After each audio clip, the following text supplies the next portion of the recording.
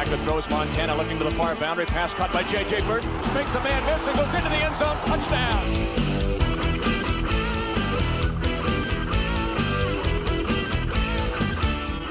Joe Montana's second touchdown closed out the rout.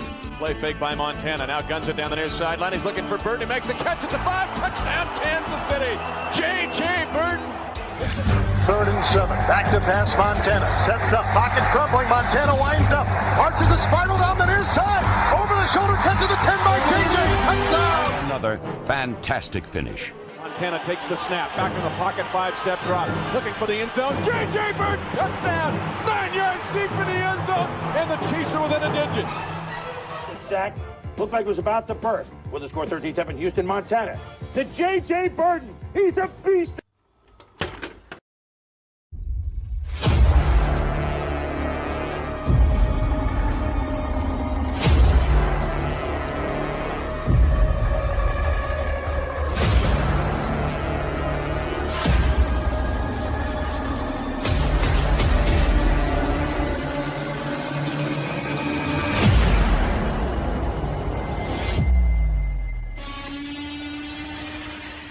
Each of us has our own unique background and story of how we became a part of Chiefs Kingdom.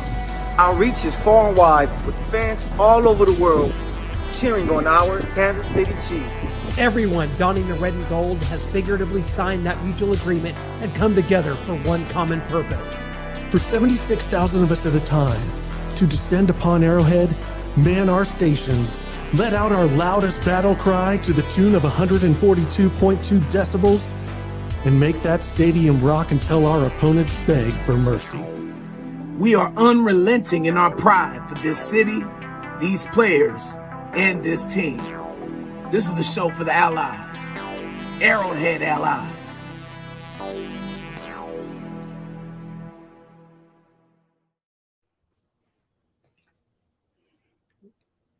Friends, and football is in the air. Welcome to Arrowhead Allies. We'll call this season 2 as we are on the precipice of the preseason starting here this Sunday, and we're getting right into it. There's no time for introductions except for that of our very special guest today, former Kansas City Chiefs receiver J.J. Birden is in the house. J.J., you are amongst friends. How are you, sir? What's up, gentlemen? Man, this is like next level. You guys have taken this to a whole nother level, Clint and Noah. Yeah. Remember the first time we did an interview with you guys? Yeah, we had a little flip mic plugged into a computer, the phone resting on top of it. Clint and I huddled around. This is a little more fancy here. Yeah, you got Shaggy Shane too. I see. What is up, buddy? What is up? I was talking to my wife earlier, and I said, honey, when I met you 30 years ago this month, if I would have told you that in 30 years that we'd be sitting down doing a podcast with J.J. Birden in the year 2023. Let's fast forward. Let's get there, because I'm thrilled and I'm honored and I'm humbled to be in your presence right here on Arrowhead Allies. And J.J., I cannot thank you enough. And I know I speak for the rest of the guys here for you being here this evening. Thank you very much. Thank you for the invite, guys. And Mikkel and Brian. Yep. Nice to meet you guys as well. Yeah, nice to meet you, man. It was not, we on the show with a playmaker, man. So it's gonna be fun. I'm excited, man. Thank you for joining us. And the playmaker that just attended Chiefs camp. So he's just attended Chiefs training camp for the first time in Kansas City, correct? Yeah, first time. I mean, that's the first NFL camp I've been to since the last one I was in '96 with the Falcons. So It was nice to kind of be a part of that atmosphere again, Wow, seeing the other side of things. Yeah, and the changes too. How much has changed? Hey, JJ, we've seen today, and I want to touch on, to start this off, I want to touch on what we've seen with Eric Bieniemy getting some ridicule about, there hasn't been names of these players mentioned, but obviously there's been some tough criticism from players in Washington of Eric Bieniemy being too hard on his offense. Their offensive players went to Ron Rivera and asked Ron Rivera if he would tone it down. When you see these players in this generation I don't want to say weak, because they're playing a game that I'm not playing right now, does it disappoint you on how these players act now? Or do you think that's just the sign of the times where the NFL had to come to a way to come safer. How do you look at that, JJ? Oh man, to be honest, when I first saw that this morning, I just went, "Oh my goodness, you're kidding me? Are you serious?" The players went and complained to the coach about the intensity of the enemy. I realize the game is different in so many ways today. And right away, I thought that if they're complaining about that, they would have never survived any of our training camps from back in the day, But that's part of the game. When you mess up, the coach is going to get on you. You can't take it personal.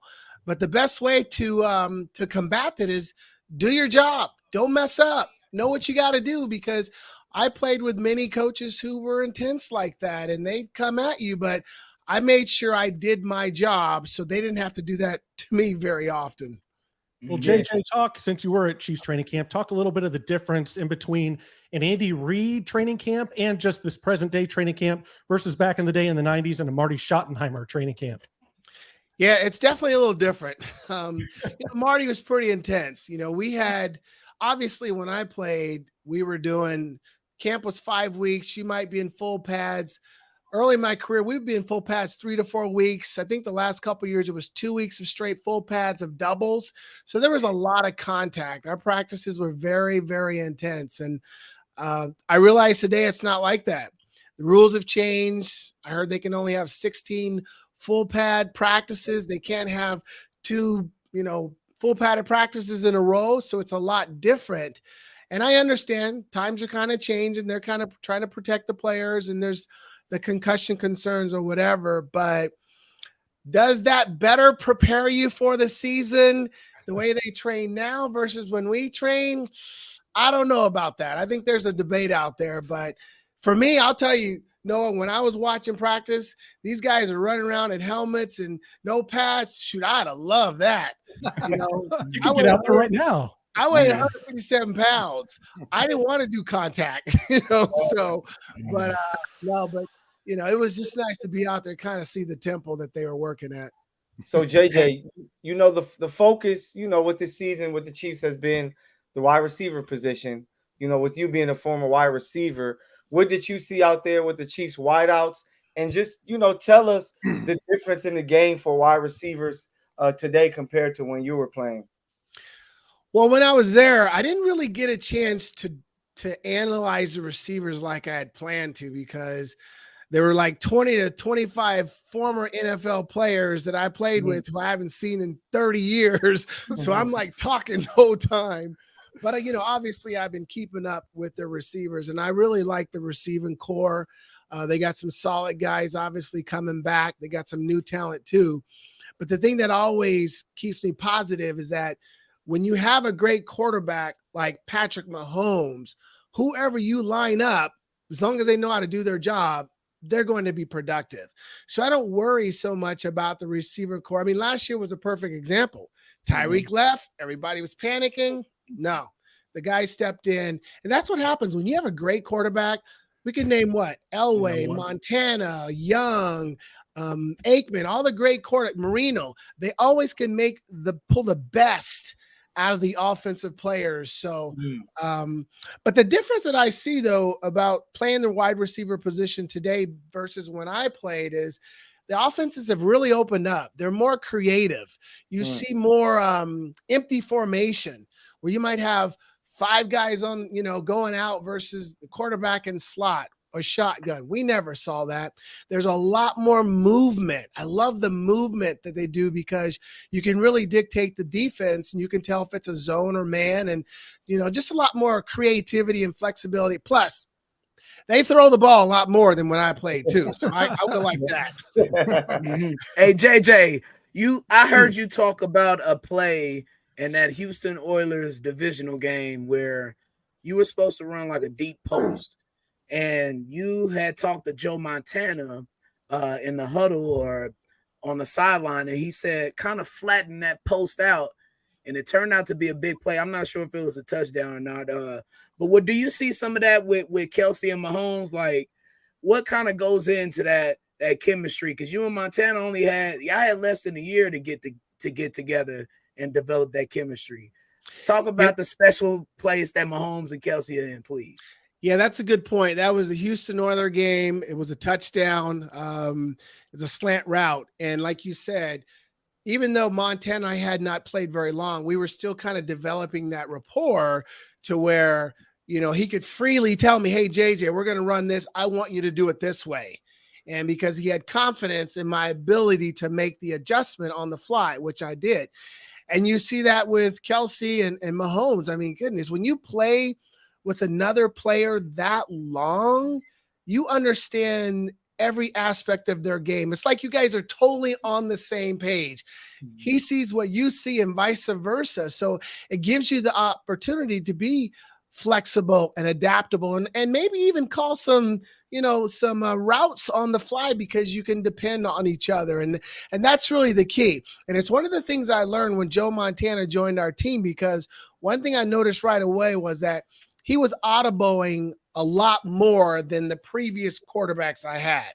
So it made me step up my preparation game so that when Montana was changing the play, I better see what he sees. So I really had to prepare a lot more going into each game. When Joe Pendry left and Paul Hackett took over, since you are talking specifically about, audibles that Joe Montana called, did you feel, was the playbook bigger under Paul Hackett than it was with Joe Pendry, JJ? No, it was just a different offense. It was the West Coast offense. The difference is the quarterback, Montana, had more freedom to make more calls, to make more audibles, to make more adjustments.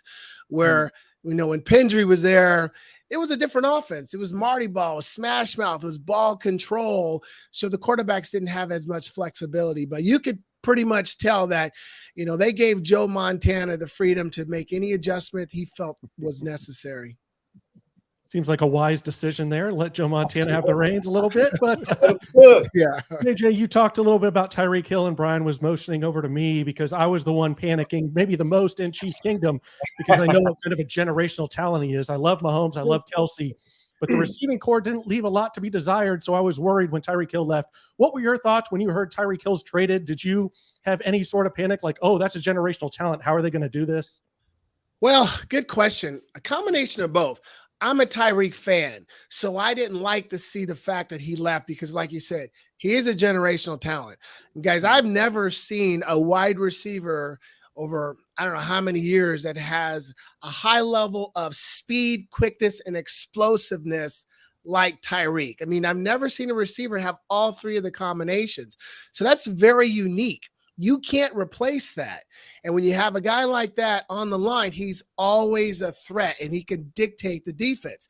Now, so that was a concern because I'm his fan. But at the same time, you have confidence in the organization. They know what they're doing. They're making the decisions that are going to help the team. So it's like, let's just trust the process. And they won a Super Bowl, so I guess they knew what they were doing. JJ, I was such a fan of the tandem of you and Willie Davis. That was something that really stuck out, the way that you guys kind of played together, played off each other. You could add other players to that too. Tim Barnett was a great player in '93, made a huge catch against the Steelers to win that playoff game. But just kind of talk about Willie. He's now a scout for the organization. And he's not someone, that's kind of out there in the public that does a lot of interviews that you hear from a lot. So have you been able to catch up with Willie and just talk about him as a player? Yeah, we did get to chat briefly when I was there last week. It still kind of blows me away that he's a scout, because I never knew he wanted to go in that direction. He kind of seemed like he was anti-coaches and all that other stuff. But he's done great. He's done a marvelous job. I've heard nothing but, great thoughts about his abilities as a scout and recognizing talent. So him and we try to chat a couple times a year. But it's one of those guys. He's one of those guys that just you have that special connection with because we came to KC in 1990. I was a free agent. He was a free agent. He was on developmental squad and then he went to the World League and then I made the team and then we became starters. So we had that special bond as players and we've continued to stay connected since then. So JJ, we got to know, we're all a part of Chiefs Kingdom. What was that thrill and that feeling to play, in front of Chiefs Kingdom there in Arrowhead? stadium. I know the energy has always been electric. Like, what was your take and what was your feeling being out there playing in front of the greatest fans in the world? Yeah, it was intense. It really was. I mean, it was so thrilling to play at home because the kind of energy that the fans at Arrowhead would produce and how much it would lift you up and how much it would inspire you to go harder, to go longer, to go just be at your best. And all I wanted to do was get into the end zone and score a touchdown so I could have a party with the fans, because they were just loud and proud. And you definitely miss those moments. Those were some of the highlights, scoring touchdowns at Arrowhead Stadium. JJ, you made a great catch, speaking of fans here, in the playoffs against Rod Woodson. A hell of a catch. It's on everybody's highlight reel, the diving catch where you made that move on Rod Woodson. You came to section 110 and you gave that football to a lovely lady 3 rows in front of myself. And that speaks highly. You are ridiculous, Shaggy. You are ridiculous. I love it. I'm with it. But that just speaks highly of JJ. He just said he wants to celebrate with the fans. Let me tell you, I was a season ticket holder from 1991 through 2011, and I sat in 110, row 4, watching JJ Birden put on a show. I know you've talked about it before, but please tell the viewers out here about that move you made on Hall of Fame cornerback Rod Woodson. Yeah, so basically, Joe Pendry, or no, that wasn't Pendry. It was Paul Hackett. Paul Hackett. So they put in a play for me. It was a sluggo route. Sluggo is a slant and go. Because through film study, we would see that Rod Woodson, as great as he was, which he was, he had a tendency of biting on double moves. So if you ran a slant and go, a hook and go, and out and up, he would bite on that move. And so we set it up that I was going to run a sluggo route once we got inside the 40 against Rod Woodson. So I can remember the play. So I don't know if it's third down or second. I think it was first down. So we're on about the 35, and Montana said, okay, he gives us 2 plays in the huddle. He said, this is the first play, and then the second play, JJ, we're running the sluggo route. Which side do you want to be on? I said, I want to be on the right side. That's where Rod is. He says, okay. So we run the first play, and Montana gets hurt. And because he gets hurt, he's on the ground long. They call timeout. He jumps up. He says, I'm okay. And the ref's like, nope, you got to go sit out one play. We call a timeout. So I'm like, dang, we're not going to run the sluggo route. And then here comes Dave Craig. He looks right at me. We're running it, So we get up. He calls the play. Rod's inside.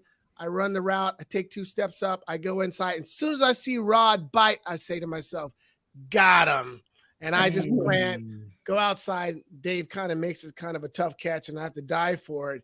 But it was premeditated. That game, I said, if I score a touchdown, I'm giving it to someone in the stands because I've never done that.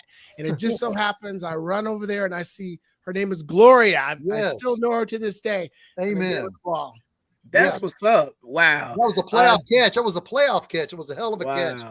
Yeah, and you know what, guys? You don't realize it how today I think about that, man. Rod Woodson was like one of the greatest defensive backs of all time, and then you start realizing like, hey, I guess that play was pretty good, Yeah.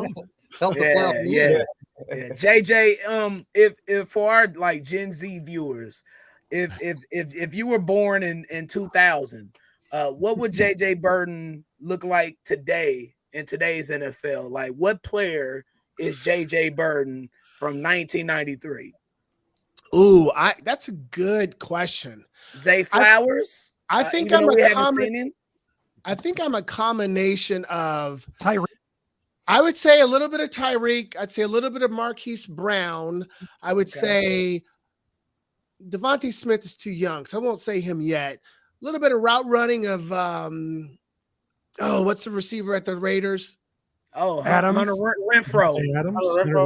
Renfro. A little bit of Renfro, a little bit of Cooper. I mean, I think I'm a combination because one thing about me, when I realized that at 5'10", 157 pounds, that my size was not going to be my strength. It was all about how can I use my speed, how can I use my quickness, and how can I use my intelligence? And so it was a combination of all those things, I think, that really allowed me to play 9 years as I did. Okay, so with that being said, as a receiver, I know you're big on route running, but is that your your favorite abilities? Like if you're a scout or a coach, what's the number one thing you're looking for from a receiver? Well, good question. Well, you got to catching the ball, running routes. That's easy. That's automatic. You better be able to do that. The number one thing I look for, gentlemen, is can they beat man to man? Can they beat press when a guy is in your face? That is the difference maker, and why some college receivers don't make it in the NFL, because it's so different when you've got a DB in your face. And if you can't win consistently, then they can't depend on you. The quarterback can't depend on you. The offensive coordinator can't depend on you. So that is like the number one thing I look for, because running routes and catching balls, that's automatic. I need the intangibles. Can you beat man to man? And so, JJ, for you, who was those guys that gave you problems? The DBs that made it tough for you when it came to, man to man matching up. You were able to score big time against Rod Woodson. Who were the corners that you were like, man, I got to see this player. I got to bring my A game? Nice question. It was the DBs that were about my size. Those are the ones I struggled with. Really? Eric Allen. Okay. Frank Minifield. Frank, well, I didn't get to play against Frank. I practiced against Frank. He probably would have been tough. I would say, let's see, the Raiders, Terry McDaniel. Yep. Okay. The Raiders, he's about my size, strong, fast. And then the other one was, he's Deion Sanders. Sanders. Every receiver says that. Deion Sanders, he was just like a whole nother level. You had a touchdown in that game against the Falcons though in '94. I guess he was on the Niners though in '94. So yeah, he was gone. On the Niners. Yeah. I did play against Deion twice, and he was by far the best corner I ever played against, because even when you had him beat, you didn't really have him beat. He just was so athletic and so gifted that it's like one of those times, because, I was known for my speed, and I could always tell that I was faster than most of the DBs. But when I was going against Deion, I could tell he was faster than me. It was scary. Okay, so JJ, you definitely don't want to see Mark McMillan in, huh? Mark McMillan. Mighty Mouse. I didn't go against. Mark and I played in the same game, but we didn't go against each other. Mark was good. I like Mark. Hey, JJ, and this, we're going through training camp. We're getting to go through preseason. I want to ask you about when you came into the league. Yeah, I mean, the Chiefs were your third team after you went through Cleveland and Dallas. When you joined the Chiefs, as a rookie, you said you leaned on, from what I've noticed on your social media statuses or your posts, that you leaned on Stephon Page to really mentor you as a wide receiver. As a fan, we looked at it. When J.J. Birden came in 1990, it looked like he was replacing Naz Worthen.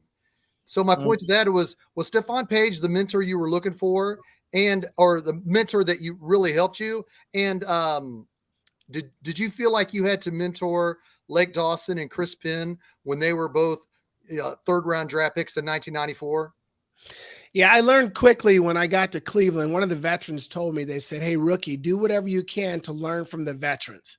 So Cleveland, it was Webster Slaughter and Brian Brennan. Then I went to Dallas. Irving was hurt. It was all younger guys. But when I got to Kansas City, yes, it was Stephon Page and Emil Harry too. Those were the two that really kind of taught me some things that helped me kind of move the needle a little quicker. And I always was impressed with their willingness to give and to share, so that when I became the guy later on, when Chris Penn came in and Lake Dawson came in, I was more than happy to mentor and coach them as well. And I'll tell you, Shane, one of the coolest things was that I didn't realize this, but when I saw Chris Penn at training camp last week, that's the first thing he said to me. He says, "Man, I never forgot how much you helped me when I was a rookie." And he says, "I just never got a chance to thank you for that." And that meant a lot, because, I think you should pay it forward, because someone helped me during my journey of success. Why wouldn't I want to help someone else? Good deal. I like that. Ooh, yeah. I got a uniform question. I'm a big look, JJ. I love football through and through. Okay. Okay. So before the 75th anniversary of that '94 season for the NFL, like, were you all privy to the whole league getting throwbacks, or was this like a surprise on game day? It was a surprise. We didn't know at first. What? Oh, we didn't know. Y'all couldn't prepare the swag for we the didn't know. All of a sudden, we look up and like, whoa! No, we didn't know. You know, so that was a nice. There were some crazy nice ones too. The Chiefs was pretty similar. You know, it's not much of a deviation, but you got a lot of them out there. I think the Packers had a real throwback that year that was crazy. Pittsburgh, there was a bunch of them that went way back. Chicago had one. Yeah, the Raiders did too. Yeah, the Raiders did have a variant there with like the light shield on the helmet and like the lighter number and stuff like that. So yeah, that was your last season. And at what point, JJ, you know, did you realize 94 was going to be your last season in Kansas City, and kind of what went into that as you then continued your career in Atlanta? Yeah, that was my 7th year. And guys, that was the first time I was becoming a free agent with a little bit of leverage. You know, I had been a free agent a couple of times, but I had no leverage. I was trying to make the team. Then I was a restricted free agent in 92, and the Chiefs matched that offer I got from the Philadelphia Eagles. So that season going into the 95 season, I wanted to stay a Chief. But I realized I had an opportunity to make a little bit more money. So I went ahead and went out. There's about 5 teams that were interested in me, but Chicago and Atlanta were the most serious. And I went to both locations and felt that Atlanta was a better fit. But I did what not every player does, is once I got that offer, I took it back to Kansas City and I said, Carl, can you match this? Carl, come on, Carl. And Carl did he treat you like John Tate? Yeah, Carl was like, that's more than we want to pay you. And I was like, okay. So, you know, you got to do what you got to do. I was really heartbroken because I just felt that through my challenges the first couple years to make it in the league, I felt that the Chiefs gave me the fairest opportunity, and they really gave me a shot. And I just wanted to stay in Kansas City and retire as a Chief, but it didn't work out like that. And then we replaced you with Webster Slaughter. I know. Right. Hey, let's go to the NFL. Okay. So let's say that you go to the 92 Eagles, JJ. Let's say that you're playing with Randall Cunningham, Chris Carter, Herschel Walker. Now, Chris Carter's not on the team. He was with Minnesota at this time. You Via Sikahima, huh? How about that? How about some speed for you right there? Fred Barnett, the former Chief, right? No, his cousin. Oh, his cousin. I'm sorry. Thank you, Shane. Playing with Randall Cunningham, totally different from playing with Joe Montana, JJ. I'm glad he stayed. Yeah, I don't know. The Eagles wanted me really bad. I didn't know why, because I was like, really? It was like out of left field, because you don't know all the time what teams are interested in you, and all of a sudden you become a free agent, and then all of a sudden, whoa. But the Eagles were trying to get me really bad. And when they gave me the offer, because I was a restricted free agent, so the Chiefs could match it. And then I took it back to Carl Peterson. This time it worked out because Carl goes, I should be mad at you, huh? And I go, well, you told me. He goes, I know you did what I told you to do, and you proved it, so we're going to match it. And I just sat there calmly, but I was like, yes. You know, I did not want to leave. That's so cool. Well, JJ, we've talked to a lot of players from the 90s, especially that 95 team. I know you weren't on that team, but watching them go through that playoff game against the Colts, what were your thoughts, your emotions, and just what did you reach out, or did any players reach out to you after that game, the devastating loss? I think a lot of players wish they weren't on the 95 Chiefs that were there because it was so devastating to them. Yeah, no, I had mixed emotions watching that game. I was really torn because you're rooting for your buddies, your guys you played with, but at the same time, you're like, no, you guys can't be winning and going to the Super Bowl after I was just there. No. You know, so I was kind of torn. Yeah. And so when they lost, I was kind of happy, you know. And that'll wrap it up here from Arrowhead Allies. I couldn't handle the next year, those guys going all the way, you know. Now, obviously, I get later it. on didn't matter, but it was really tough to watch because you understand it from a player standpoint, and Lynn Elliott misses the kick. You kind of know what the players pour into that emotionally, and to lose because of that, you feel bad for the players because you know what that's like. Well, they didn't even replace. They didn't even make an attempt to replace you. They never got anybody fast. Then and that going into that 95 season, it was just like, okay, who's going to replace Slaughter? JJ Was like Birden? 35 years old. Yeah, I think that just from my observation, it seemed like they wanted the big physical West Coast wide receivers. You know, they even picked up Eric Martin in 1994. JJ could probably talk about that. Would you agree with that, JJ? About in that time, they wanted the big blocking downfield wide receivers. Is that what they were looking for? They always did, but Shane, they always still wanted a smaller receiver in there somewhere. But yeah, you could tell they were gravitating towards bigger receivers. Even while I was there was always a big receiver they brought in to try to take my job. I used to have this comic strip in my locker that had it was a 100-meter race, and it was like the cheetah, it was a human, it was a rabbit, it was a cat. And the cheetah would say, well, I guess I have to prove myself again. And that's how I felt every year, because they would bring these tall receivers, these Jerry Rice clones in to try to take my job. But it made me play better, But as you said, when I left, they kept continuing to bring in those types of receivers. We have a question here. Lisa Perry Wilson. Did you know the Hunt? Obviously, Lamar. I'm sure Clark was around, but talk about everyone talks so glowing. They love Lamar Hunt and just the person he was. Yeah, I did know the Hunts. Lamar Hunt, just man, great guy. Very quiet. He was a quiet leader. You didn't see him. Yeah, you didn't see him a lot. He wasn't real talkative, but when you had a chance to talk to him, you knew he was in charge. And wife, same thing, pleasant woman. And then Clark. I mean, I remember Clark definitely. I think Clark was playing soccer, at North, one of the high schools out there, and he would come to practice all the time.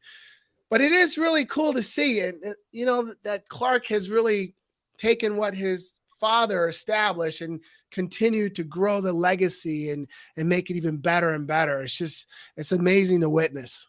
And I'll tell you guys this. Let me tell you this. But here's the difference. When I was in Dallas in 1989, I was with the Cowboys. That was Jimmy Johnson's first year, Jerry Jones' first year as the owner. I never saw Jerry the entire season. That's when Jerry was not involved. You never saw him.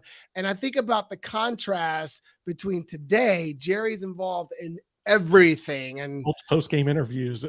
I mean, goodness, Lamar Hunt with that big Leo energy, baby. That's right. Yeah.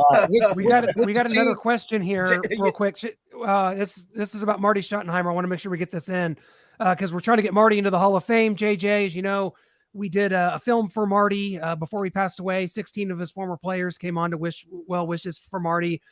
So Tom Hood wants to know, how was it playing for Marty? I enjoyed playing for Marty. Marty was old school. Some guys say he was hardcore and all that. But Marty just wanted you to do your job. If you did your job, you're one of Marty's guys. And I felt I was one of Marty's guys. Marty drafted me in Cleveland, and it was one of the reasons why I chose Kansas City over some of the other teams that were looking at me in 1990. I felt Marty would really give me the best opportunity. And I want to share just a quick story. Some of you guys might have heard this. This is why Marty was so dear to me, because in 1990, when I signed with the Chiefs and I had this great off season, I had this great training camp, I should be on the team, but they had drafted a guy, and that whole thing works out. So they cut me, and then Marty calls me to his office and he says, "Hey kid, hang tight. I'm going to get you on this team. Give me 2 weeks." I was like, okay. So I go home to my new pregnant wife, and we don't have much money at the time because I didn't make much money the first 2 years. But 2 weeks go by and Chiefs haven't signed me. Other teams are starting to call. So I called Marty and said, "Marty, you guys haven't signed me. I need to make some money. My wife's pregnant. I got to get a job." And he says, "Okay, kid, come to my office." So I drive to his office, and then Marty whips out his wallet. He gives me $200. He says, "Will this get you through the weekend?" I go, "Yes." He said, "Take your wife out for dinner." So we go through the weekend. They end up cutting Pete Manley. They signed me on Monday, and then the rest is history. Wow. So Marty was a man of his word, and he did a little something extra to take care of us. Is that allowed? Was that allowed back then in the CBA or whatever was going on? I wasn't with the team. I was a free agent. Okay, yeah. He just lend them a little, cool little $5 for the weekend. He cool. JJ, did you hang out with Dale Carter and Derek Thomas in the defense off the field? Like were you in Westport too? Were you in? Nah, those guys were a little too wild for me. He was married at the time. Let's not forget. He was married. Okay, so all right. So what was your favorite spot to hang out in Kansas City if you want to take your wife out for dinner or y'all wanted to go somewhere nice or whatever? Where would you go? Oh man, that's a good question. Marcus Allen, where do we used to go? The Plaza, Westport. I know probably not downtown. It wasn't nothing downtown. Dude, I don't even remember. I just remember we just had our second kid, so I was daddy daycare when I had the days off and stuff, So what part of town did you live in? I actually lived in Lee Summit. Okay, so you on the Missouri side. I was like one of the first players to move to Lee Summit before Lee Summit was what it is today. Wow. Right. Lee Summit was nothing then. Yeah, it was like we were right home there. Right. Okay. With a question here from Sean Barr. What team did you enjoy beating the most? Ooh, the Raiders. Yay! That's true Marty Schottenheimer spirit. We were 7-8 the years I was there against the Raiders, Wow. And I don't know what it is, but Marty Schottenheimer became like a different coach during Raider week. He just would like go crazy. And so we were fired up to play him too. It was a big rival. You mean 7 of 8, right? Like 7-1, right? Yeah. Yeah, we won. Yeah, we won 7 out of the 8 games we played. Yeah. Oh, okay, yeah. Describe.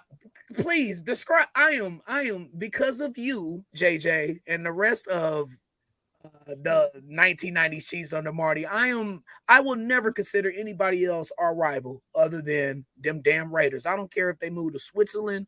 I don't care if they move to Thailand. They can move to Mars, and they will still be our number one enemy. Please describe what Raiders week was like with Marty at the helm. Oh, it was crazy. From the very first meeting on Monday, or let's say Wednesday, I mean, the guy would start with this. He'd always have this speech, and it was like prepared because it was Raider week and just like smoke coming out of his ears and fire. And then he talked about how much he hated Al Davis, which I don't know why, but he hated Al Davis. And it was like he would set the tone for us from the beginning before our first practice. And that just really carried us through the rest of the week. And to this day, I do not know what it was that Marty did not like about the Raiders, but he did not like them. Hate the bastards. JJ, before we get you out of here, and we've been so blessed to have you in this conversation. It's been amazing. Awesome to see how things have evolved from when I think you were like our third guest ever when Noah and I started the Outsiders podcast back in 2012. And here we are in 2023 and still going strong here. But I want you do such a great job interacting with people on social media, and you have a great TikTok, you have a YouTube channel, you do public speaking. Just kind of tell people where they can find you, what you're up to these days, and how people can get a hold of you. Yeah, absolutely. No, I appreciate that. And yeah, I definitely have not forgot when you guys first started out and had me on there on your show. But no, I've been doing professional speaking for about 7 or 8 years now. I have a health and wellness online business, and I'm in professions where I get the opportunity to help other people. And it was one of the goals that I had, guys, is that because when you play in the NFL, you make it to the highest level, which is hard to be able to do. And to do it at 157 pounds, I knew was something special. So that's one of the reasons why I became a speaker, so I could help other people make the impossible possible, accomplish their goals. So, but yeah, jjburden.com. That's my website. I'm all over social media. JJ Birden is a username. I love to interact with the fans. It's just an opportunity to be able to touch lives through social media. Yeah, we got it all scrolling down there at the bottom, your YouTube, everywhere on social media, your website. So hopefully everyone gives you a follow, checks out your websites. And JJ, it's just been an honor and a tribute and always a pleasure, my friend. Appreciate thank you. you too, man. You guys are awesome. I mean, Clint, Noah, Shaggy, Mikhail, good to meet you, and Brian. Yeah, Keep up the good work, guys. Yeah, Big thanks a hug. lot, Thank JJ. you. The Be best, safe. man. We love you, Appreciate JJ. you. Yeah, Man, that was cool. that was a treat. Yeah. Man, That thanks a was lot, dope. guys. Yeah, appreciate it, fellas. That was I really like super you know, cool. I like to ask, you know, I like to dig into the nooks and crannies, you know. Sure. Of course, you know, we want to know about, you know, the other teams and how the preparation and all of that football stuff. But man, you know, I needs to know the nitty gritty. I needs to know, like, how was it like putting on those red socks? You know, with the uniforms. Man, we man. could have kept him on another 3 hours easy. For real, there's though. no question. Yeah, for sure. JJ was one of those guys that, you know, me being a smaller guy myself, you saw him and was like, damn, maybe I can do a little bit of something. Maybe I got a shot at it. Let me say this. You know, when I knew for sure that football was not meant for me, and I don't have an NFL body. I knew it prior to this, but it was like stamp side seal. I used to go to Northwest Missouri State, and and we play games at Arrowhead against Pitt State. Back then it was Pitt State, yep, or it might be Central now. So I was on the sports team, you know, doing the broadcast on the broadcasting department, and we had to go to Arrowhead for the press conference on like a Wednesday. And guess who I run into at Arrowhead Stadium? I'm talking about the biggest refrigerator that you could ever imagine, named Brian Waters. And Wow. I knew from that point on, I said, yep, I was not meant to be a football player. And I said, hello, Mr. Waters. Yeah. I had to look, hello, Mr. Waters. I knew whenever Steve Atwater killed Christian Okoye, I was like, well, Christian Okoye is the biggest, baddest person I've ever seen. And Steve Atwater just speared him like Bill Goldberg. And I was like, well, I'm out. That's it. That was in like 1992. Man, it's great to be back, you guys. By the way, guys, everybody, I want everybody on the comments. It's been great, everybody asking questions, but we are just a day removed from the birthday of our own Michael, the Money Badger, Matthew. Happy birthday, buddy. You got to tell us, how old are you now? Are you and Travis Kelce the exact same age now? I'm 34 years old, so he's about there. He's going to catch you here. Yeah, he's going to catch me. But I wish I can run routes and catch like him, you know. But yeah, it's blessed, you know, to see another year, especially another year of Chiefs football. Trying to see if they can go back to back, man. I'm so excited. It's time to start thinking about that, isn't it, gentlemen? This is the time that we're strapping it up, that football's in the air, and it's so great to be back. Everybody, just seeing all your guys' faces has made my week. I've missed it so much. We've been trying to get stuff together. We had Wanye Morris on, you know, after the draft, trying to get some stuff together. But with the season picking up now, you can count on Arrowhead Allies, and we can't wait to do it. So, Michael, hope you had a great one. And you spent some time at Rams camp today. So how's everything looking down in sunny LA for the Rams? No, the Rams are clearly, they don't want to say it because they have Aaron Donald, Matthew Stafford, Cooper Kupp when he's on the field. They don't want to say they're rebuilding, but it's a lot of new players. They're really, you know, a lot of young guys, so they're trying to figure it out. Tomorrow, I'm actually going to be in Orange County with the Chargers. So, you know, that's going to be, you know, pretty good just to see what they're looking like over there. I heard, you know, they're playing some good football. Derwin James, I've been able to connect with him a few times, a good guy. But I had to let him know, like, this is Chiefs Kingdom, baby. So Arrowhead, LA, I can't wait for the Chiefs to, you know, come back to the SoFi Stadium. But, man, I'm excited, man. The Chiefs are going to have a chance, and with 15, that's all you need to make great things happen. I love the interaction you have with Derwin James on social media that I've seen the last couple of weeks, man. It's really cool that you got that access with those guys, Michael. Major props. What I want to see from the Chiefs, what I'm going to be evaluating this preseason, and I don't know how much we're going to see, is how many snaps the left tackle and the right tackle, from the new offensive line, you know, we're going to see. We know we can praise Creed Humphrey and the Tooney and Trey Smith all we want, but I really want to evaluate Donovan Smith at left tackle and Jawan Taylor at right tackle. I really want to see how that's going to go. How many snaps are they going to get? Are they going to build any continuity, and how important it is going into these games? What are you looking forward to seeing, Noah? Yeah, I mean, I'm looking forward to seeing the receivers in the offense because I'm still not sure. I know we just saw it last year, but we did get a little bit of an update from training camp. There was something going around saying Rashee Rice was limping off the field. He was hurt, but an update from Pete Sweeney says, clearing up some info on Rashee. He was shaken up after a play earlier, but never left and finished the workout. He's fine. So hopefully we do see him Sunday. Sounds like we should in that preseason game because I'm looking forward to seeing him and Justin Ross and these guys out there because, man, I have got to see what this receiving core has to offer. Guys, I have put it off for too long. I've done it. I have been burned by too many Bobby Scipios in the past. I said Justin Ross. I saw what it was in college. We've seen a great training camp out of Justin Ross, but I just want to take you guys back to January of 2019, the national championship game. Clemson beats Alabama 44-6. I want you to look at the receivers that were on this on the field that day. And Justin Ross, who had 153 yards and a touchdown in that route. T. Higgins was his teammate, 81 yards.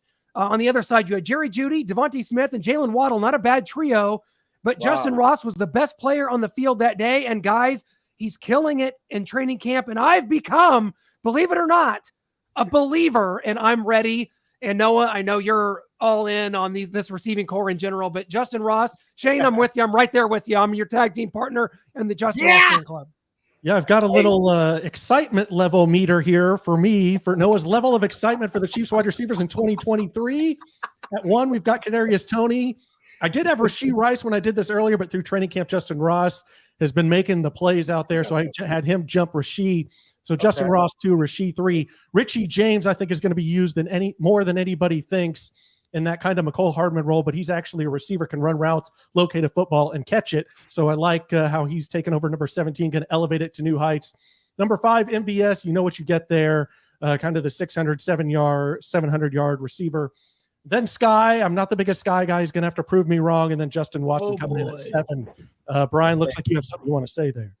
Yeah, you just like to think opposite of me, Noah. Justin Watson's your number 1? No. That's low. I think that Sky Moore is really going to eat this year. I do. I think Patrick is going to look for him more than people are expecting. I think, like Kelsey, of course, he's going to eat. He's going to get his. But I don't think Kelsey is gonna do as he did last year because people are gonna be so zoned in. Like he was a starter off season. Patrick wasn't even a starter off season. Kelsey was a starter off season, bro. They're gonna zone in and try to take him away from Patrick. Okay, and 7 years now. I think it's more of an emphasis on it this year for the fact that they killed the Eagles in the Super Bowl with Kelsey at times, but it was all throughout the season you saw that. But I think they'll put more of an emphasis on that and try to make our receivers make more plays. And I think that's where Sky Moore is really going to take what Juju did and do more with that, I think. Well, go ahead. No, yeah, and JJ mentioned something earlier where he was saying guys that can win one-on-one matchups. And I think that Sky is going to get one-on-one matchups. And he showed us last year in the Charger game that, man, he can work even against an all-pro player like Derwin James. So I think that he is going to surprise a lot of people, Noah. The 6 is disrespectful. Get that man an 8 or a 9. 7? That's the only other option I had. Well, I mean, last year it was all up here with Sky Moore, man. You saw it on special teams. And if Andy's not going to trust you on special teams with getting that ball, you're not going to get any snaps on offense. Yeah. We've seen that before with Andy Reid. So it's all up here. Just give him a full off season, and I think keep your head to the sky, baby. Oh yeah, you got it, Shane. I'm sorry, Andy Reid has never carried more than 6 receivers, and when you look at it in totality with the entire roster, he likes to run 12, 13 personnel. So if he's only going to have 6 receivers, it's going to make these 3 preseason games so important because they did sign Justin Watson to a 2-year deal. So if the Chiefs cut him, what's going to happen? He's got a 2-year deal. Do you want to cut a guy that you're going to have to pay another year on? If Justin Ross does beat him out, which it looks like Justin Ross is leaping over some people on the depth chart at wide receiver. So it's going to be interesting. They're not going to carry a fullback this year. So maybe with no fullback, They're going to have 7 wide receivers, but the jury's still out on it. But like I said, the preseason games are going to be fun to watch for that competition. Yeah, Pete Sweeney said that don't be surprised if the Chiefs give 7 receivers. Yeah, and I think it's going to be 7 because, they said Tony should be there, Kadarius should be there for week 1, but we're still unsure about if he can stay healthy. So having that extra receiver can help you out. And then losing, I can't think of his name, the D-back. Who do we lose for the season? Ozzie Johnson. There you go. Route. You're right, he's a special teamer. John. So I think some receivers going to have to get some special teamwork, and maybe Justin Watson. So I think that the Chiefs are going to need an extra body at wide receiver. So I think they can carry 7, and it's going to be very beneficial. I just feel like there's something off with Sky. I don't know, the lining up in the wrong spots last season in the AFC Championship game and the Super Bowl. I know you said it's mental, but I think that's going to continue a little bit. He had a wide open drop in practice. You don't expect that. I know it's just training camp out there, but there was no defensive players out there. It was just a little dump off to him and he just dropped it. He had another one that was right in his hands, popped it up. Mike Edwards picked it. I feel like there's just something that's not clicking mentally, not staying focused, sharp at all times, even during training camp and in games. I just feel like there's a disconnect that's always going to be a frustration with Sky Moore. I hope I'm wrong, but that's what I feel. And listen. What did John Madden say? What did John Madden say in Little Giants? Football, or maybe it was Emmitt Smith.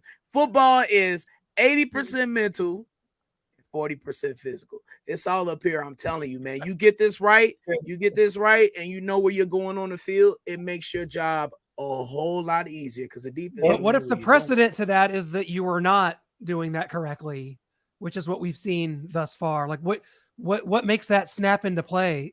Do you think? An entire offseason.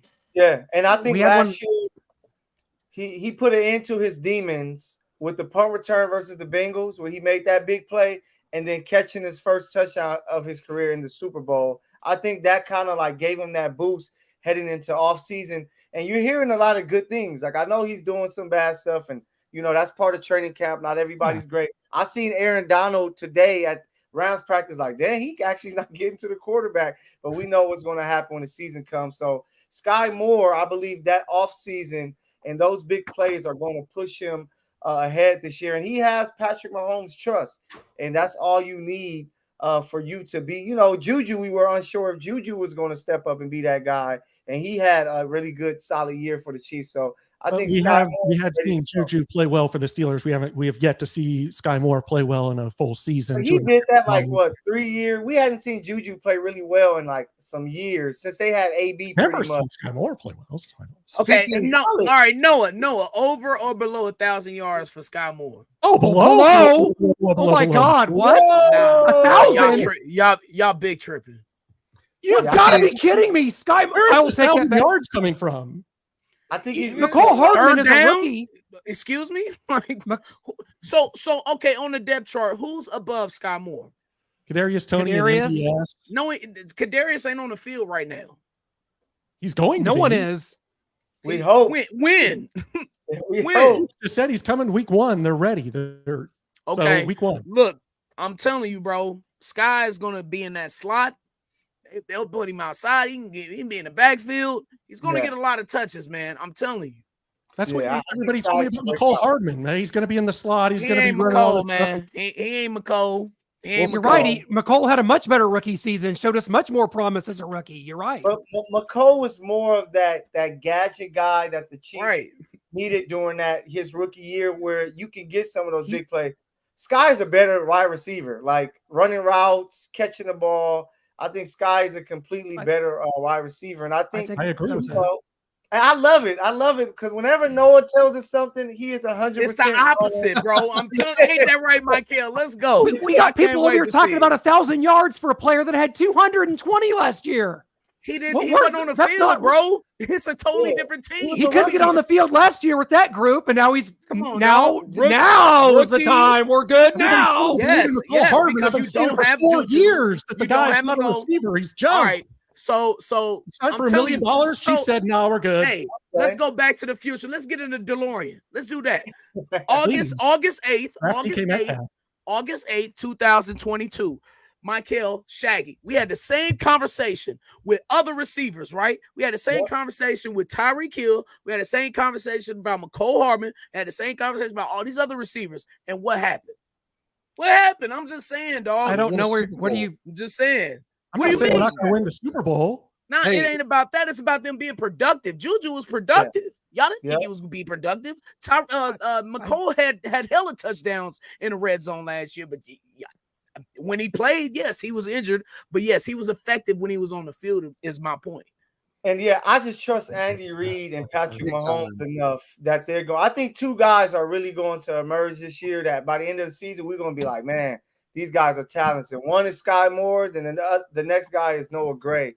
I think that Noah is going to be, played all over the field, doing some great things. So I'm excited. I think Sky. I saw who was that? Someone just posted Tom Hood.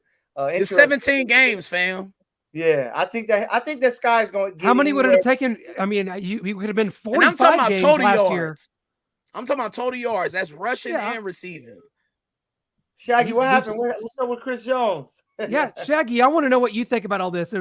Or no, I just I'm going to say before Shaggy goes, the last thing I'm going to say on this, and then I will put it to bed personally. We can hear what Shaggy says, but I'm just going to use Patrick Mahomes' quote. I'll see it when I believe it. That's Andy, great. Before we get to talking about Chris Jones, Andy Reid and Patrick Mahomes made it happen. They made it happen in the playoffs. They said we were all freaking out when Tyreek Hill got traded. What did we do? We built the secondary, and Andy Reid, Patrick Mahomes, and Travis Kelce made it work. They gave us no reason to doubt them, regardless of who they drafted. But we've seen every rookie wide receiver struggle their rookie season. I mean, until they're going to grow. McCole Hardman didn't. They're going to grow.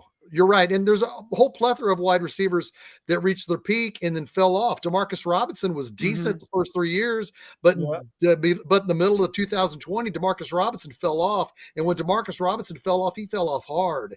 So we could overanalyze the wide receivers until we're blue in the face, but that's what we do here. Yeah, red in the face. Shout out to Marcus. Shout out to Marcus. I was able to, say what's up to him today. He was making some plays out there, but right now it looks like he's, fighting for a roster spot. He was Jerry Rice for 30 minutes of football back in 2019 against the Raiders, and then was Demarcus Robinson again. Well, I'll take credit for that because I was actually at the Coliseum. That's right. You were in Pole, Brian. Awesome. Yes, I had to go to the last Coliseum game against. I told you I hate those bastards. 28 points in the second quarter. I had to see Patrick put the dirt on the Oakland Raiders, just shovel those bastards all the way to hell. All right, literally on the dirt. Yeah, they were still playing on the dirt. Let's get to number 95, Chris Jones. Let's do it. The training camp ends in St. Joe August 17th. What do you think he'll be signed by? I'm going to go with Monday, the day after the game in New Orleans. The Chiefs come back. Chris Jones signs his contract. They'll get 3 years, $30 million, and then there'll be a 5-year deal, but the last 2 won't be guaranteed. What do you think, Brian? What are you looking at him getting from what he wants? I don't think he'll be a Chief after this year. Whoa, then I 110% disagree. Respectfully, I don't want it to happen. I want him in a Chiefs uniform forever. And to me, it makes sense to sign him. I don't see Chris Jones' production falling off the next 2 or 3 years at least. I will give him that. But I think his price is a little too rich for Veach, and he's in the backstage of his career now, or going towards the backstage of his career. And we done seen how Veach operate, and we done seen how he worked. So I'm just saying, man, I think the only two people that have diplomatic immunity in this thing. That's Patrick and Kelce. And I think everybody else is touchable. I think everybody else is tradable or whatever. And unfortunately, like, I look at Chris Jones as the Mahomes of the defense. So I don't know what the hell the defense, where they go after this happens. But this is why we have the best GM in the game, Brett Veach. I had my doubts with the Tyreek Hill trade when it first happened, but it is what it is. This is the business of football. We operate under this cap, and you have to manufacture these things through the draft. We've done it before. We did it with Chris Jones. We traded back and got Chris Jones. So who's to say we can't do it again? But I'm just preparing myself for the worst. I pray to God that 95 is here beyond 23. Agree. I don't know. I respectfully disagree with that wholeheartedly because I know some people can even say that the New England Patriots let go of Richard Seymour. Belichick didn't keep his defenders when they wanted to get paid. But you know what? Belichick is a defensive mind. Andy Reid is an offensive mind. He could scheme without Tyreek Hill. I trust Spagnuolo. I don't trust Spagnuolo without Chris Jones. I think a deal gets done because Chris Jones wants to be a Chief for life. He at the ESPYs 2 weeks ago or 3 weeks ago, first person he thanked was Brett Veach. So I think a deal will get done. Man, I hope you're wrong. What do you think, Michael? Cheer me up. Give me help, Michael. Help me. Yeah. I think Chris Jones is going to retire a Chief. I think that Veach, and they realize his importance to that defense, especially if they're not going to spend money on defensive ends and things like that. They're going to build through the draft. They're like, we got to have, Chris Jones here, and that's like our building block piece right there, the way that he can rush the passer, and help a little bit in the running game. So I think that they either sign him right when they get back to Kansas City because he's like, I don't want to have to go to St. Joe. So I want to sign when I'm in Kansas City, or they signed him, before the third preseason game. But I think they find a way. That's why they're coming out. Chris Jones is showing his love, to the city of Kansas City. Veach is like, man, we want this guy to retire a Chief. And they just trying to figure out the numbers and making it make sense. And I think they will figure it out before the season comes up. Yeah, Brett Veach talked about how with the Tyreek Hill deal, they saw Chris Jones down the line and were like, well, if we sign Tyreek Hill, I don't know if we can do Chris Jones. So I think we've got to move on from Tyreek. This could be something similar. He said he doesn't want to trade. They don't see a trade happening with Chris Jones. But he's also said, he looked down the pike with the Tyreek Hill deal to Chris Jones. Is he looking down Chris Jones' deal down the line at Creed Humphrey and Trey Smith and L'Jarius Sneed and Nick Bolton and Willie Gay? I mean, there's a lot of guys here that need to eat. Yeah. Man, look, it all comes down to this, fellas. Is it in Veach we trust or not? Of course, it is overall talent because there's no. Oh, go ahead, Michael. I say you still have to have a talent, and Chris Jones is one of those special players. That's a top 5 defensive player. He was top 10 voted by the players this year, so he's a very special player. And you need a guy like that because you can build a defense around a guy like that. Like I even feel with like Trey Smith or anybody else in that O-line, you could kind of replace because if you have at least one of those guys there, you can build around a Humphrey and things like that. You see how they were able to let go. You lose Schwartz and Fisher, and you go get Brown. You're willing to let him go because those are pieces that you can kind of juggle in and out. But when it comes to a guy like Chris Jones, man, it's kind of like if the Rams were to decide, the Rams don't have Patrick Mahomes and Travis Kelce, of course, but if the Rams were to decide that, hey, we're gonna let go of Donald and try to build another way, it's gonna be a mistake. And I think Veach realized, like, man, this guy Jones is really special. The Chiefs don't even make the Super Bowl without him last year, and that they're gonna find a way to pay him. We don't beat Cincinnati without him. No, at all. Probably not. What do you think, Clint? What do you think, Clint? Man, there was a very brief moment in time where I became somewhat intrigued by the idea of a trade. Like, what can you get back for Chris Jones? He's 29 years old. You've won 2 Super Bowls with this player, one of the best at his position. Here, Aaron Donald, you can kind of take your pick there. I might go Chris Jones at this point in time. But when you think about it, you think about the core of this team, and Noah might have he's got a little video, and we've been talking about it, how John Dorsey here, guys, you looked at the NFL's top 10 players. John Dorsey drafted 4 of those players here to Kansas City. And Chris Jones being one of those players in the second round of 2016, like you guys mentioned, you don't win this Super Bowl. Now, Chris Jones got his first playoff sack in that game. And so that was a big step as well. And I think he's his first playoff sack? Yes. Yeah. What? First 2 in that game. Yeah, 2 sacks in that game. Obviously, it's had a lot of balls. The most important sack you've ever seen in probably a Chief sack in history was that third down late in the fourth quarter there. But speaking of that, where's the damn America's game at? Oh, I was just asking that. The NFL Network's like dropping the ball these days. Like, what's NFL Network doing? Is that or do they drop that the day before the regular season game? Yeah, it might be season. America's game. Oh, that's going to be Wednesday before Thursday night, September 6th. Yeah, that's what I thought. Okay. Oh, Red Wednesday. They announced it today. Chiefs announced Red Wednesday. September 6th. That has a ring to it. It does?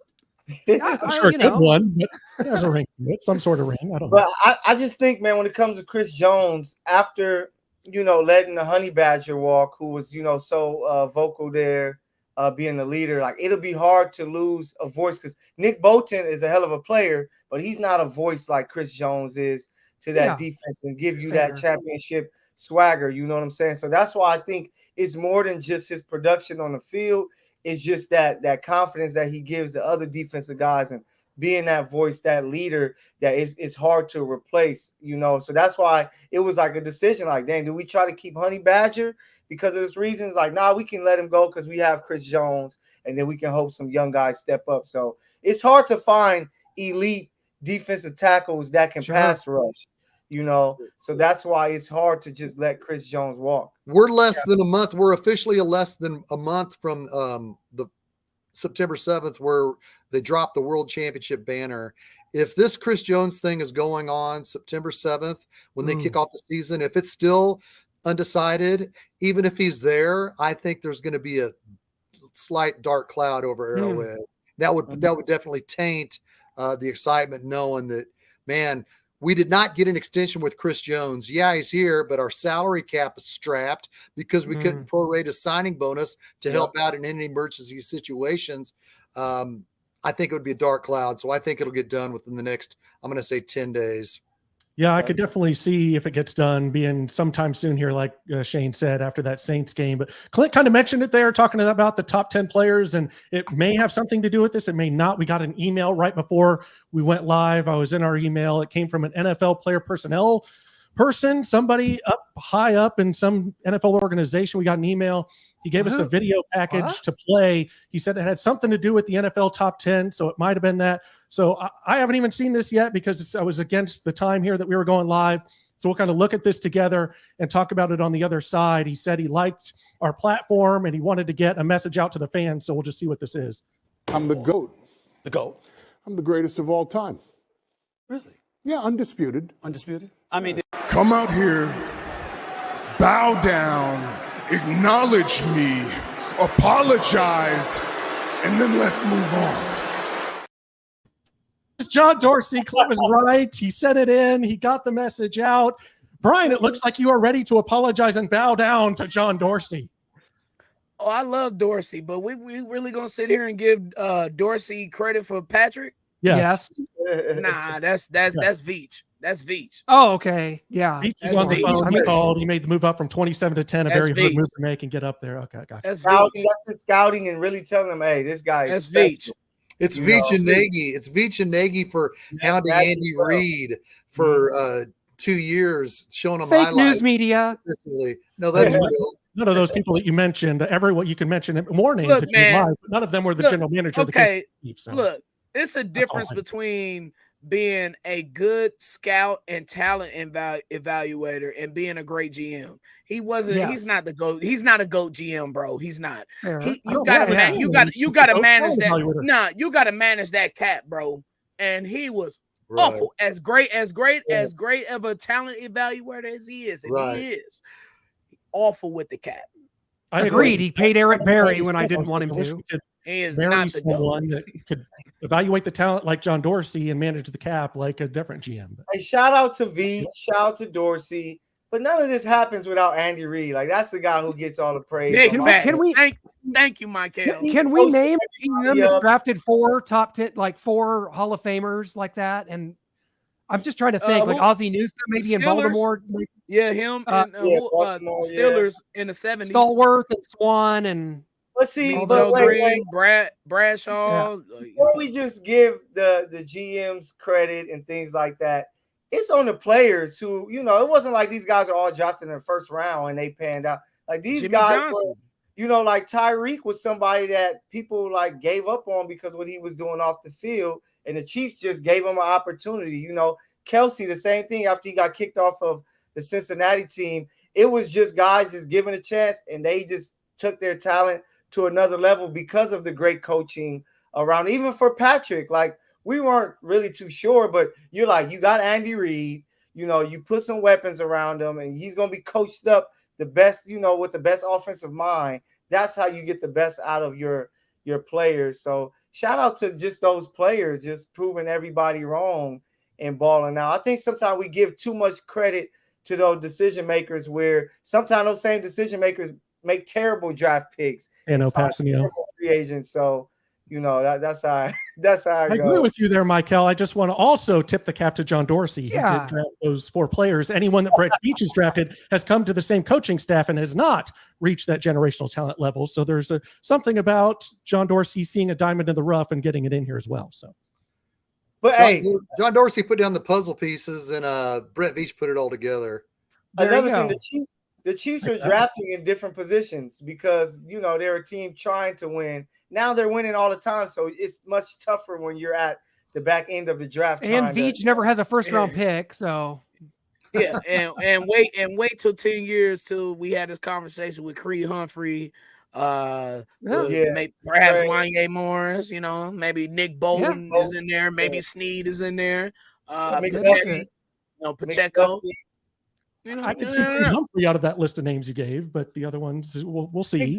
Okay, see, we're gonna have a great season on Arrowhead Allies. You know, I can't wait. Let's go. Clearly, I'm locked and loaded. Man, I'm ready. Brian, where are you sitting for the home opener? 109, section 109. Yeah, I'm season ticket holder. Yeah, where you tailgating at? You see, this is where I differ with Chiefs Kingdom. I'm the outlier with this. I'm not a tailgater. I'm not. You know, but if it was a tailgate amongst us, I gotta be good with that because you all you know what you're talking about. Oftentimes, and people in the comments and you watching, you know those people who only go to the tailgate for the food and the socialization, and I don't want to be a part of that. I don't want to be nowhere near. I don't want to talk about the rotel. I want to talk about. I want to talk about the game. I'm here for the game, bro. Amen. So, but yeah, I'm sure I'll be there probably, an hour and a half earlier or something, getting some content. I need to link up with you and where you will be at, Shane. Where are you going to be at? I'm going to be with Clay Windler at Red Tribe Cinema in 321. We're only going to be 4 rows in the upper deck, so we're not going to be up too high. We're going to be at the 20-yard line. We're going to be, you're at an angle. I'm sure everybody loves hearing this, loving hearing this. I'll get a hold of you on definitely for that. And we'll talk about that. I'm behind the post on the east side. Yeah. I sat in 110 for 20. Yeah. We'll get together, guys, dude. Hey, I would say this was a pretty good show back here, and we thank everybody. We thank JJ Burden for being a part of it, friends. and all of you guys. We disagree, we argue, we yell. Noah, come on, man. You know you my bro. Come on now. Hey, I tell everybody. I tell everybody, says if you want a real and raw, show, come to Arrowhead Allies, where you're going to get because some shows you listen to, they agree on everything and stuff like that. That's we keep it real, On this show, somebody's going to pull out a chair. Yeah, get evil with that chair. With this group of wrestling fans, you don't know what's going to happen. You're right, Shane. And that's why I love each and every one of you so much. Thank you guys for joining us, Arrowhead Allies.